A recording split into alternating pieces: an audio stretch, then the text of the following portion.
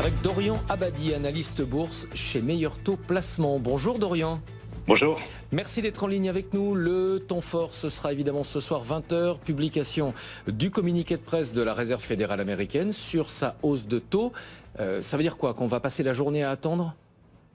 Non, effectivement, il y a cette hausse de taux de 75 points de base, très certainement à 20 heures. Mais en parallèle, il y a beaucoup d'actualités pour cette séance extrêmement chargée qui nous attendent. On a notamment la publication de plusieurs grands groupes internationaux tout au long de la séance, notamment Meta dans la soirée, anciennement Facebook, Boeing, Airbus, Kering, Danone ou encore Saint-Gobain.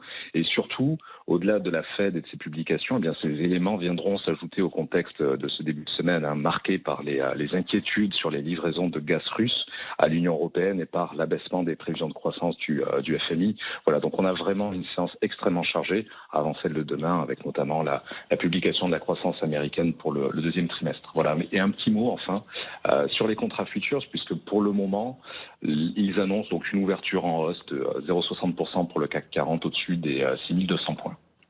Donc actualité américaine, on l'a bien compris. On a eu ce matin beaucoup de publications de résultats. On en a encore beaucoup demain sur l'agenda en France. Quel est votre sentiment par rapport à tous les chiffres qui ont été annoncés ce matin? C'est difficile évidemment de tout analyser immédiatement, mais on a quand même l'impression que les entreprises sont plutôt résilientes.